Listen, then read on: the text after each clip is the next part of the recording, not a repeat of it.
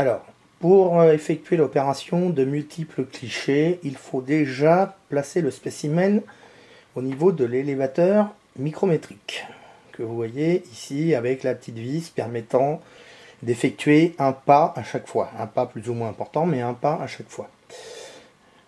Entre chaque pas, on va prendre une photo à partir de l'utilitaire EOS Utility installé sur le PC et raccordé au PC vers l'appareil photo par un câble USB, fourni normalement avec l'appareil photo.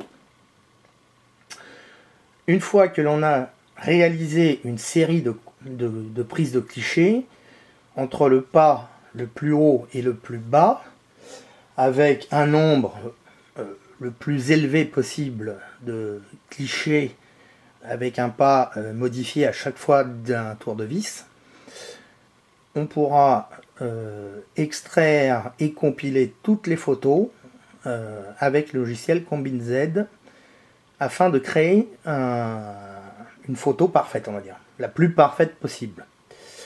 Donc je vais essayer de vous montrer ça après sur le PC. Vidéo 2. Alors, comment on a fait maintenant une série de clichés, on va pouvoir utiliser cette série de clichés avec le logiciel Combine Z 3.5 afin de créer une image qui sera la plus parfaite en prenant automatiquement par le biais de ce logiciel là les meilleures profondeurs de champ possibles. Pour ce faire, il faut cliquer sur le logiciel ici Combine Z. On va dans le menu File, New, en haut, hein, voilà, j'espère ne pas trop trembler, New. On sélectionne l'ensemble des photos à compiler. Ici, c'était une otolite. On fait ouvrir. Une fois que toutes les photos sont apparues, il présente une sorte de résultat final. Et là, il faut simplement aller dans le menu macro et faire Do Stack. L'opération de stacking, c'est-à-dire de compilation d'empilement, prend quelques secondes, hein, suivant la puissance du PC.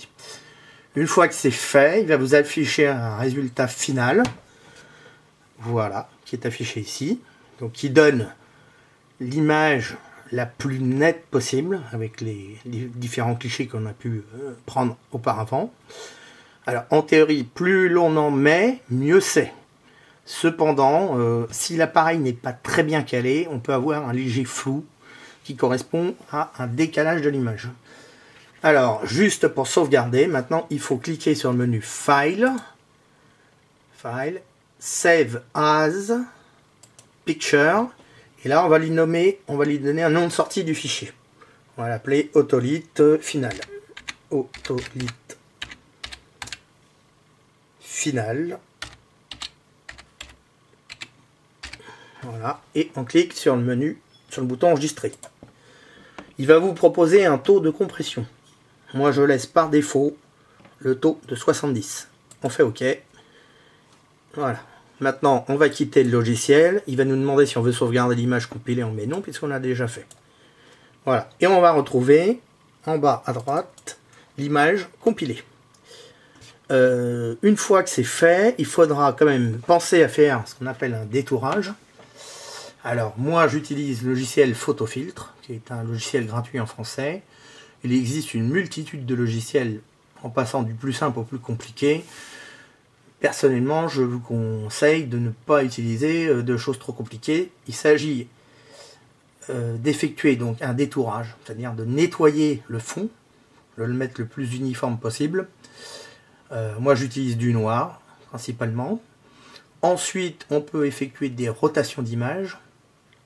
On peut mettre des textes. Par exemple la taille du spécimen, son origine, son nom, enfin bon, tout un tas d'éléments qui est intéressant de faire figurer.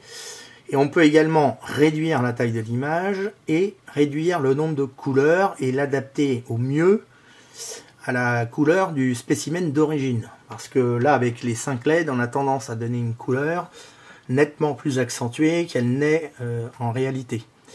Voilà, donc je vais traiter cette image et je vous montrerai ensuite le résultat que cela donne une fois terminé.